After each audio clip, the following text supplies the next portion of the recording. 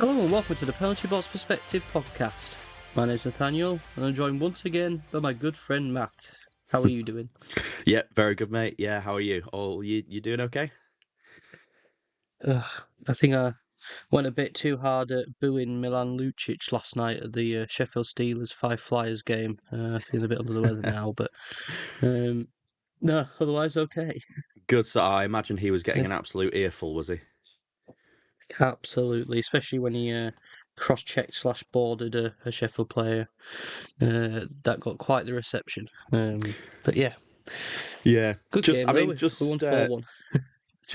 good, good stuff. Just a little bit of background there for people. Milan Lucic. I mean, I don't know. I wouldn't call him an NHL legend. Um, he's a Stanley Cup winner. Has had a very, very long career. Has been a very talented player back in his day. Kind of plays a bit more of a gritty kind of role now. Um, has recently moved across to the British Elite League. The only problem is he brings with him some kind of legal baggage. I think is about the extent that I want to go into that, and hasn't been the most popular decision for him to be brought on by Fife in Scotland. Yeah, I imagine everywhere he goes this year, people are going to be booing him out of the arena, more or less. He was rubbish as well. Like even he just loved standing in front of the keeper, providing a screen, but didn't do much of anything else. But yeah, Yeah, he's like anyway. 40. He's ancient. He just needs to hang it up. Needs to hang it up. Speaking of hockey and the United Kingdom, I thought a good place to start with this would be some rather large news we got in the UK. Now, when I sent this through to you, I think you initially thought I was pulling your leg and this was some sort of elaborate prank, but I have done some diving into it. I've done a fair bit of research around, and it seems as though it's pretty legit. Um, as of the 17th of January, ITV4 in the United Kingdom will be broadcasting NHL games. So, for the first time in a long, long, long, long time, we will have NHL coverage on terrestrial television in the UK. We all happy with that, Nathaniel? I mean, I want to wait and see before to see what it's like. On the face of it, it's absolutely great. It's fantastic. It's what the sports needs in the UK. A bit more easier access coverage. Now, I don't think they've actually done an official press release yet. We don't know exactly what it's going to look like. I think we had a discussion, and we think it's going to be sort of the early matinee games on a weekend kind of thing. Ones that are played at sort of 6 p.m. our time. Yeah, Yeah, they might show, which again isn't to be complained at. Um, but I just think it's just great. It's exciting. Um, Obviously, we'll see who's involved with it in terms of the hosting presentation. Are they going to import the American or Canadian coverage to the UK, or are we going to have our own broadcasting team? That's oh, good Lord. I don't to know. be see. I don't know. Yeah, no, I think we'll probably get maybe it'll probably be a game or two a week. Which look, I know that's nothing compared to coverage in the US and Canada, but it's a good start, isn't it? And the thing is because of the time difference, they're not going to be broadcasting games at 2 a.m. I wouldn't have thought, but yeah, it's going to be those Saturday, Sunday, the ones that start around kind of 4, 5, 6 p.m. UK time, and that's massive. That is that is massive for the United Kingdom as a whole. Makes the sport way more accessible. The fact that it's on ITV4 as opposed to something like Sky Sports or TNT means that it's going to be available for the whole country.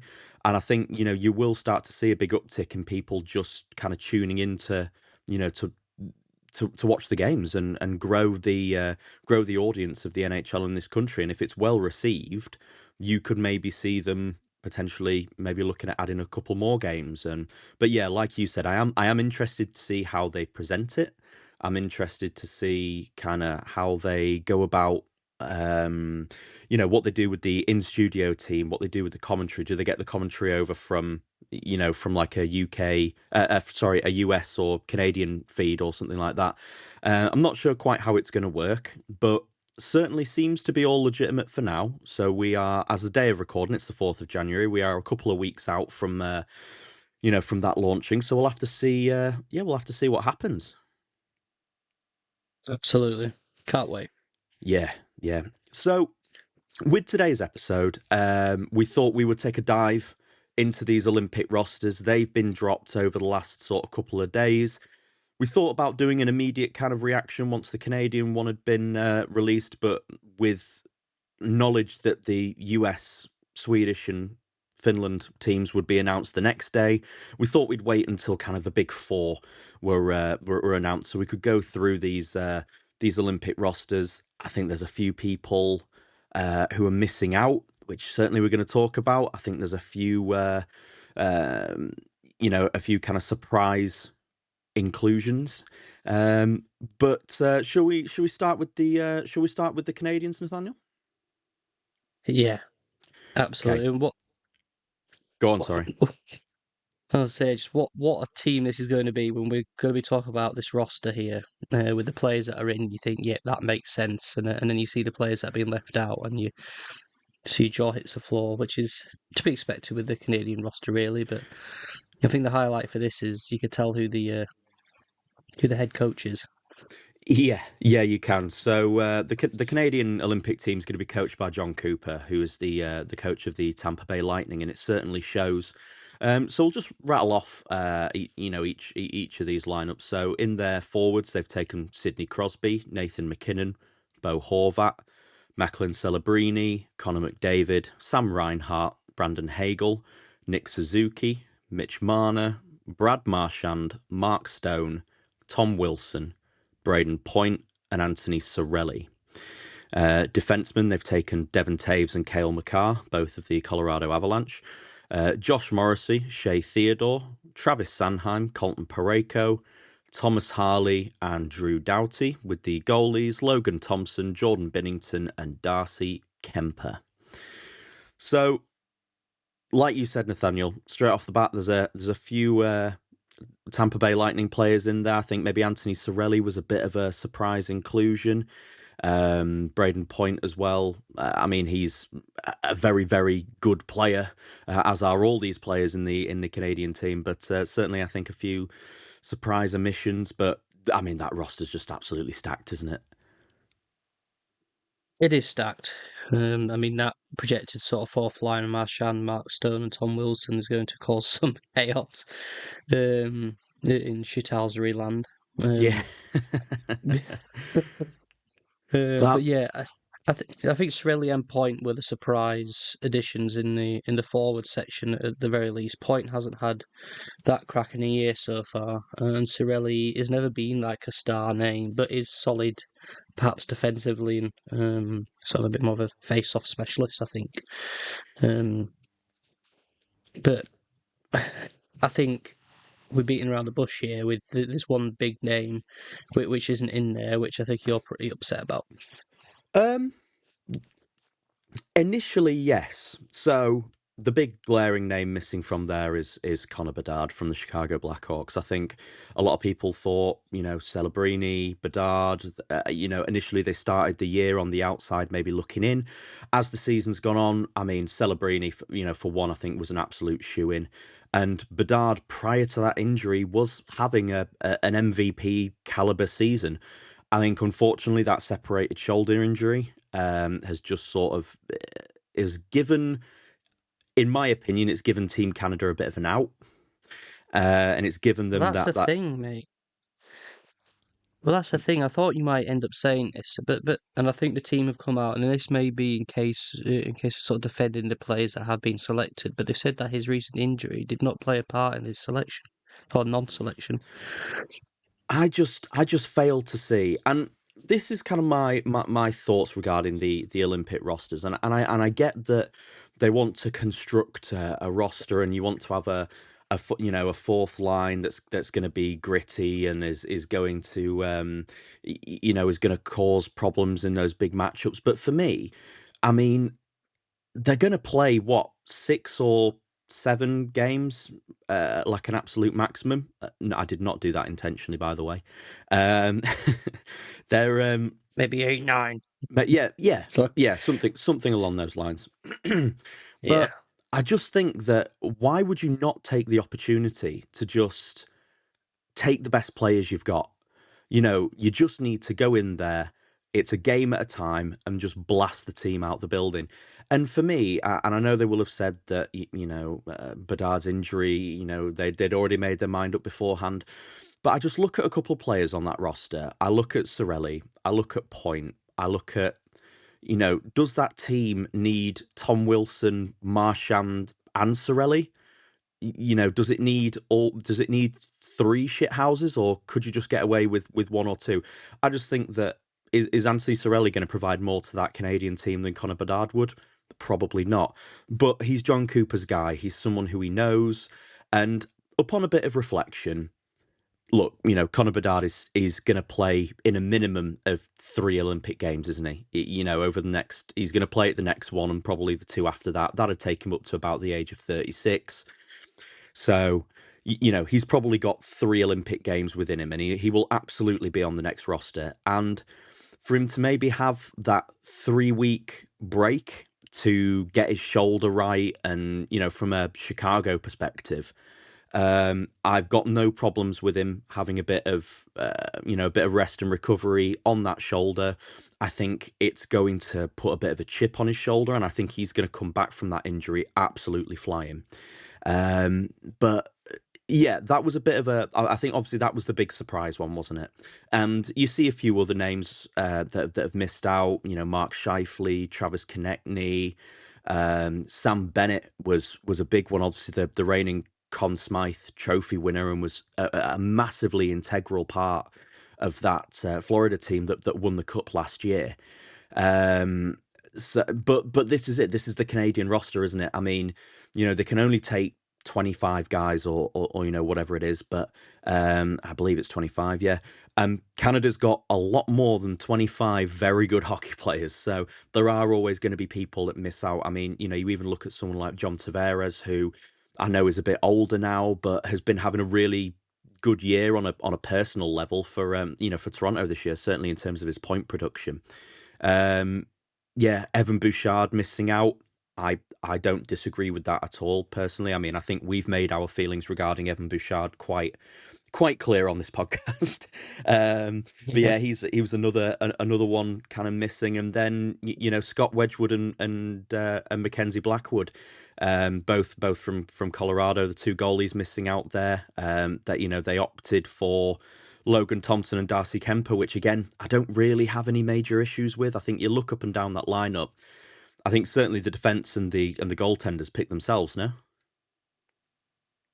yeah. I mean, I'm surprised that Lane Hudson or Noah Dobson haven't made this roster.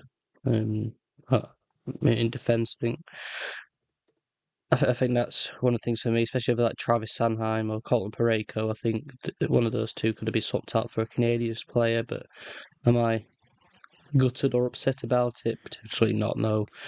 But the fact that Jordan Binnington has made this team and a Colorado goalkeeper who've only lost 2 games in this entire regular season so far has not made it, for me, that's another question mark. Like, why? Yeah. Well, I mean, I can answer your Lane Hudson one for you in the fact that he represents the US. Oh, He is American yeah. Canadian, so he has the option to represent both. But on a national level, he's always represented the United States. But Jordan Binnington, I mean, they released at the start of the season, didn't they? They said, they announced like 6 names to the roster off the bat, which I think Braden Point was one of those, McDavid, I think Crosby, McKinnon, and Jordan Binnington was one of those guys. Obviously, backstopped them to a win at the 4 Nations, but he has then gone on an absolutely turgid run this season, and I know he was announced sort of in that team, and but I really wouldn't be. I would be starting Logan Thompson if it was me. He would be the one who I would back until he's given a reason not to. If he comes out in the first couple of games and is absolutely appalling, then yeah, maybe give Binnington a go. But Yeah, but Lane Hudson still not included in that US roster. So I think your Yeah, your well, I can't point. believe this US roster have left out Lane Hudson. It's just.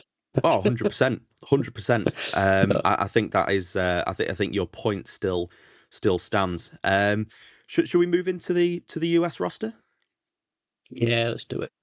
So you're going to like this US roster, Nathaniel. A couple of Minnesota Wild representatives in there, but again, I think this US roster. I know certainly the online consensus from a lot of US fans is that there's a couple of questionable picks in here. So the US roster includes Jack Eichel, Matt Boldy, Jake Gensel, Jack Hughes, Dylan Larkin, Matthew Kachuk, Brady Kachuk, Clayton Keller, Austin Matthews, JT Miller, Tage Thompson, Vincent Trocheck, Brock Nelson, and Kyle Connor, with the defensemen being Brock Faber, Noah Hannafin, Quinn Hughes, Seth Jones, Charlie McAvoy, Jake Sanderson, Jacob Slavin, and Zach Werenski, with the goaltenders being Connor Hellebuck, Jay Cottinger, and Jeremy Swayman. Just to get the easy bits out of the way, I think the goaltenders kind of picked themselves. I know we had a bit of a discussion over the course of the year whether it would maybe be Swayman, whether it would maybe be Spencer Knight, but I think Jeremy Swayman's got a bit more experience, and ultimately that third goaltender for the US probably isn't going to play that much anyway. Um, Lane Hudson missing out again. That is a really surprising one for me. Um, I think maybe looking at someone like I would have maybe taken him over Noah Hannafin. I think Jacob Slavin is a great pick. I think he is defensively one of the best in the NHL. But I think maybe Noah Hannafin or Seth Jones. I think maybe one of those two could have come out for Lane Hudson. Um, And Fox as well, not going. yeah, well, that's it. Yeah, obviously Adam Fox missing out due to uh, his injury, which is a massive loss for them. He's such a terrific player. He's playing. But He's back playing in for the Rangers. Like he's fit and ready to play. yeah, Don't understand it. yeah, that's yeah. I don't know if maybe that was a decision made at the time. The thing is with these rosters as well is we've still got a couple of months to go. There are still people who could get injured. They can make changes in their roster right up until the first game. So, we could still see some of these guys come in. Bedard could still come in for Canada. Hudson could still come in for the US. Even Adam Fox could come in. Obviously, that would require an injury to a big name player. But yeah, outside of what we've mentioned, maybe with Hudson and Fox, do you have sort of any gripes with the US, certainly with their goaltending and defensive picks? Not goaltending or defence. There's some forwards I would swap out. I don't know whether you were on the same line as me and we're Oh about to yes, talk about it. and I think again you are seeing a coach picking his guys. Obviously, the coach for the US team is Mike Sullivan, I believe. And no, you look at Vincent Trocheck and JT Miller in that team. I'm not personally a massive fan of those picks. Really liked the inclusion of Tage Thompson though. I think that's a great pick. I think Thompson's been really really good this season, and I think he's going to have a big part to play in that team. You could play him anywhere up and down that lineup, I think, and he's going to be a really impactful player. Both Kachuks being there, would love to see them play on a line together. I think that would be, that'd be exciting. But you look at this forward group, and they have taken quite a lot of centers. Obviously, I know you can kind of shift them out wide a little bit, but yeah, certainly I think Miller and Trocheck would have been, ones who, maybe would have reconsidered. I look at someone like Matthew Nyes, kind of missing out there, and the biggest name missed now is Jason Robertson. For me, I don't know how you can leave Robertson out of that team. No. Best player on one of the best teams in the NHL and you don't take him, but I don't get it. Same with Cole Caulfield. He's had a cracking start to the year and I think he should be in on form alone. Um, And another name, obviously, JT Miller had a good year. Trocheck being a bit absent, and then Brock Nelson as well. Not exactly sure what he's going to bring that some of the other players can't already bring themselves. Yeah, yeah, it's just a bit of a just a bit of a tricky one there, and just kind of looking at the guys who haven't made it, and just to move back onto defense, really, I think it's kind of just a numbers game, and he's found himself kind of eked out of it slightly. But Jacob Chikrin as well, um, that was a bit of a surprising one. I think Jacob Chikrin's been brilliant this year Mm. on the Capitals. I mean, his points return has been massive, but look, that certainly on a defensive level, I don't think there's much, there's much that you can really argue. I mean, they'll probably go with what their starting six: Faber, Hughes, McAvoy, Werenski, Sanderson, maybe, then maybe Jones. I mean, I think Slaven will be used sort of game to game in those quite defensive matchups, but yeah, I mean, it's so. I don't envy the guys having to pick these rosters at all, because I think you're always going to come under fire, aren't you? When, yeah, when certain people miss out. Yeah. Um, Should we talk about the Swedish team, do you think? yeah, yeah, absolutely. So I think the Swedish team and the Finland team. We'll start with Sweden. I think there's a bit less contention with all sort of contentious options that have been taken with these. I think their rosters sort of do kind of pick themselves quite well. Not sort of too many surprise omissions for me, anyway. But the Swedish roster, with their forwards being Jesper Bratt, Leo Carlsson, Joel Eriksson Ek, Philip Forsberg, Pontus Holmberg, Adrian Kempe, Gabriel Landeskog, Elias Lindholm, William Nylander, Elias Pettersson, Ricard Raquel, Lucas Raymond, Alex Wemberg, and Mika Zibanejad, with their defensemen being Oliver Ekman Larsson, Philip Broberg, Gustav Forsling, Rasmus Andersson, Rasmus Dahlin, Jonas Brodin, Victor Hedman, Eric Carlson, with their goaltenders being Philip Gustafsson, Jacob Markstrom, and Jesper Wallstedt. Got a couple of points off the bat with this Swedish team. First and foremost, I am so thrilled that Gabriel Landeskog is in a position to represent his country at the Olympics again. We know what he's overcome in the last couple of years. I think it was really up for debate as to potentially if he was ever going to play again. But he has. He's worked ridiculously hard to get himself back into a position where he can help contribute to the Colorado Avalanche, and to then have an opportunity to represent his country at the Olympics is massive for him. And I can see Landeskog being given a letter whilst they're there, maybe an A. But yeah, massive for him. And secondly, I mean, a year ago, you probably would have had Jacob Markstrom as the starting goaltender in that Swedish team. But two fellas from the Minnesota Wild, I think Oh, yeah. have just absolutely squashed that, and I really can't see Markstrom getting many starts at all. Just from your Minnesota standpoint, if you're Team Sweden, who are you starting? I think you'll start Gustafsson. Um, just I'd mirror exactly how the Wild have been doing it, where Gustafsson's the one and Wallsted's the 1A. Um, yes, the stats for Wallsted might be better on paper, but I just think go with the experience, go with a bit of age first, and then allow Wallsted to shine in the games that he plays.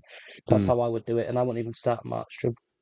no, They've got no, I such a think he's good dynamic.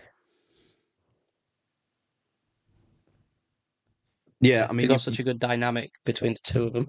yeah, yeah, absolutely, absolutely. I think he will very much be keeping the bench nice and warm. I think, but yeah, I mean that's still a very very good team. You look at Nylander, Raymond, Kempe, Leo Carlson's having a great year as well. Jesper Bratt, you know Victor Hedman, Eric Carlson. I mean, I know obviously Eric Carlson's maybe not the player he was 4 or 5 years ago, but still a very effective offensive defensemen. You've got the likes of Gus Forsling and Rasmus Dahlin and Rasmus Andersson, who's having a terrific year as well. I think certainly that Swedish team is going to make things interesting when they turn up. I think they've got a very good roster on paper, and it'll be interesting to see how they all kind of click together. Yeah, a lot of names for teams that maybe go a bit underrated in a lot of ways. May not be the star names on their rosters, but they're sneaky great team guys. And I Yeah, think they're definitely a team that can put it all together for sure. yeah, no, definitely, definitely. And then Team Finland, again, I think a team that sort of more or less picks itself. Their forwards, they've got Sebastian Aho, Rupe Hintz, Aturi Lekkonen, Joel Armia, Capo Kakko, Anton Lundell, Mikael Granlund, Oliver Kapanen, Etu Luosterainen, Eric Haller, Joel Kirivanta, Mikko Rantanen, Teuvo Teravainen, and Eli Tolvanen, with their defensemen being Miro Heiskanen, Olli Mata, Henri Jokiharju, Nicholas Matinpalo, Mikko Lettinen, Nico Mikkola, Esa Lindell, and Rasmus Ristolainen, with their goalies being Jussi Saros, Ukko-Pekka Luukkonen, and Kevin Lankinen. So, again, not too many omissions there that I'm kind of feeling no one's really missed out there that I think has been sort of hard done by. But again, sort of looking at those forwards, especially for Team Finland. I mean, you've got Rantanen, you've got Lundell, who's been having a really good year in the absence of Alexander Barkov, and obviously that's a massive miss for Team Finland as well. Rupe Hintz, Lekkonen's having a brilliant year with the Colorado Avalanche. Sebastian Aho, they've got some very good two-way forwards, defensive forwards. I think that Finland are going to be a tough team to beat. I think they're gonna be very physical. I mean, you look at some of those defensemen, especially. You look at Lindell, you look at Ristolainen, Mikkola, Jokiharju, all very physical, big bodies. And Miro Heiskanen is going to be kind of spearheading that defensive rush. And then the goalies again. I think the goalies pick themselves. I think they probably go with Jussi Saros to start. Yeah, I think it's a Saros, and that's it really. Yeah. Blankanen if you're going to go into a shootout, Yeah. and Luukkonen, I don't think should see the ice for me personally. I don't think he's that good a year, but Saros, yeah, absolutely, I think is the first pick there for me. Yeah, no, for sure, and I think certainly look at the top six in that Finland roster. I think that can go toe to toe with nearly anyone. There's going to be a lot placed on Mikko Rantanen. I think to see how he does. I think he's going to be kind of responsible for driving a lot of the offense there. But they're going to be so solid. I mean, they could have Hintz, Aho, and Lundell as their first three centres if they wanted to go that way, or they could play Aho on the wing or Hintz on the wing. And but it's going to be a really really interesting to see how this Finland team does. But I don't know. I think obviously these are the four best rosters that are going to be there. I don't see potentially many teams going there causing major upsets. I mean, Germany will be there. They'll have Leon Draisaitl, which you can't really ignore. I think the Swiss have some reasonable talent in there. I just don't see them making any noise against the depth and quality of these four teams. No, agreed. But it's going to be a great spectacle to watch all these best players. Like essentially, like if you play the NHL video game without a salary cap, these are the type of squads you end up building. Yeah, But it's great yeah, to see it actually on the ice. Yeah. absolutely. And it's been and it's going to be such a massive thing for for the NHL as a whole. Obviously, again, from a global standpoint, it's going to have a lot of eyes on it. And what we wanted for years was the best on best. And I'm glad that the Olympic Committee and the NHL have been able to resolve their differences.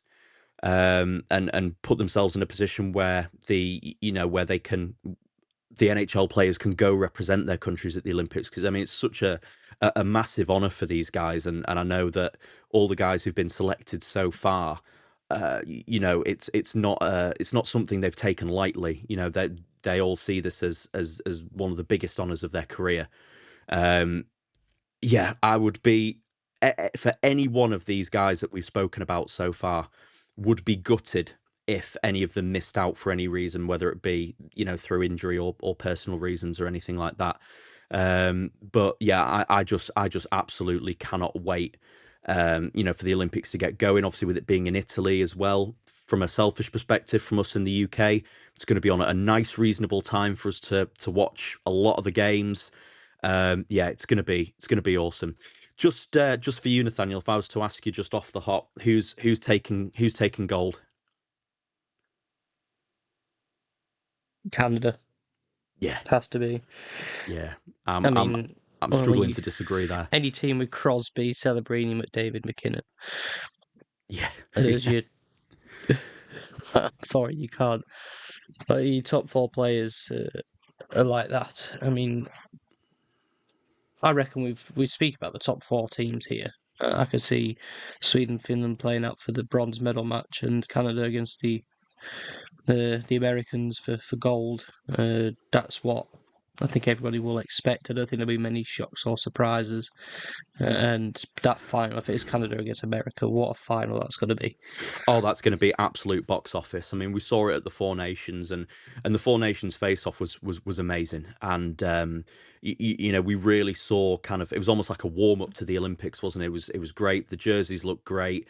There was a lot of feistiness and a lot of back and forth between the two, between all the teams really. I do think, depending obviously how the seeding goes and how the bracket ends up looking, I do think potentially that Swedish team could cause a bit of an upset, maybe against the US. I think they potentially do have it in their locker. But I am with you. I think that it's going to be a Canada US final for the gold, which will be amazing. And I mean, obviously, look, I get why we can't. I absolutely, I'm not blind to that, but it is a shame that we won't have a Russian team there at the Olympics as well, because what a team that would be. Kaprizov and Kucherov, Ovechkin, being able to go and get one more Olympic appearance under his belt before he calls it a day. That would have been amazing, but obviously for glaringly obvious reasons, we can't have that. But yeah, that would have been an interesting spectacle. Oh, yeah, there's some breaking news, Matt, out of Minnesota, Oh, America. Apparently, the Wild have signed a new player who might be going to the Olympics called Carl Caprison. He's rocking a decent tash and a shaved head, but you can't really see the rest of his face. But he looks like he's going to be a decent player. oh, okay, yeah, good, good, yeah. So is he a bit of a wild card? Is he playing in one of the European leagues? Is he got glasses, a large nose, and a fake mustache? Is he? Yeah, he does. Yeah. Yeah, yeah. Carl Okay, Caprison got you. might be coming to the American roster as well if he plays well in the next few weeks. Yeah, you will see. Noted. Noted. Brilliant. I still think Jason Robertson will be fuming. Um, Lovely, lovely stuff. Just before whilst we're on the subject of international hockey, before we kind of wrap up today's episode, we'd be remiss if we didn't sort of touch base with the World Juniors, see where that was all going. And at the moment, as we kind of predicted, we looked at that Canadian roster. We are currently up to the semi-final stage, and Canada are dog walking the entire tournament. The chance of a US three-peat has gone. Unfortunately, they lost in overtime to Team Finland. So the semi-finals is going to be Sweden, Finland, and then Canada against Czechia. But yeah, Canada cruising in their way into the semi-finals with a 7-1 victory over Slovakia. Um, you know, Currently leading the points totals, you've got Zane Perek from the Calgary Flames with 10 points in 5 games, 4 goals and 6 assists, and then Gavin McKenna following up behind with 3 goals and 6 assists for 9 points in 5 games. Yeah, bit of an unheard name for me. I mean, we've got Wojciech Chiar. He is also right up there in the points with 9 points in 5 games. But yeah, I think the Canadians, I think, are marching potentially forward towards a gold medal there at the World Juniors. Yeah, I think they came back with a vengeance after doing poorly last year and the year before. Well, I say poorly compared to their expectations. The full charge in this, the cheat code in it, really. Having an active NHL player coming in and on their blue line in Perek. But yeah, uh, I can't foresee anyone else beating Canada. Finland did well against the Americans, though. That was a good game, that. Yeah. Wojciech Chiar, a second round draft pick from the most recent NHL draft by the Los Angeles Kings. It's an 18-year-old forward, 6'1", 187 pounds, currently playing in the Czech Republic. He has signed his 3-year entry-level contract, but then getting a bit more seasoning in Europe. So I'm sure there'll be LA fans, very happy with that. But again, from Knowing LA, they'll probably trade him for a top 6 forward from somewhere. well, That's what yeah, they seem to do probably. with their prospects. They'll trade him for medium 6 Yeah. NHL talent. You're seeing throughout this team. I mean, the Canadians have just been absolutely, the Canadians been absolutely dominant. It is a shame that the US aren't going to have an opportunity to get that third successive gold medal. But I think looking at their team this year, it maybe wasn't as strong as it's been the last couple of years. And you flip that on its head with, with Team Canada coming out with just an absolutely outrageous, an absolutely outrageous team. And yeah, they've been terrific. From my Chicago bias there, great to see Anton Frondell coming in with 5 goals in 5 games. Vaclav Nestesil as well, playing well for Team Czechia, and even AJ Spellacy, who was someone who nearly got cut from the US lineup, but then sort of worked his way into the team, worked his way up the lineup. Managed to score a beauty of a short-handed goal, which I'd highly recommend anyone goes and watches. It's a one-handed poke check of sorts past the goalie, was great for him. But yeah, I mean, even just scrolling through here, I mean, seeing, Tisha Ginler's got 6 points in 5, Martone's got 7 points in 5, Brady Martin's got 8 points in 5. Michael Haig with 9 points in 5, and McKenna and Perek as well. So it's been dominant from Canada so far, and we'll be touching base to see who takes a gold in our next episode. Yeah, lovely stuff. Anything further from yourself, Nathaniel? No, nothing further from me. Good episode. Yeah. I'm just really looking forward to getting into these Olympics, and the resumption of best on best. But as always, guys, you can find us on both X and Instagram at the PBP Podcast. You can also get in touch with us via email at penaltyboxperspective@gmail.com.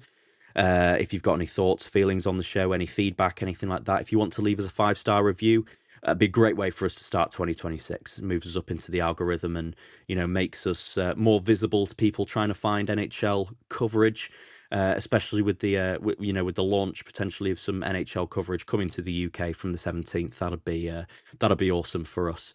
You can also go and listen to the podcast in audio on YouTube if you want to subscribe to us there as well and leave some nice comments. That's always appreciated. But we will be back with some more NHL action, breaking that all down. But as always, guys, thanks for being on the ride with us. Yeah, we'll see you next time. Take care.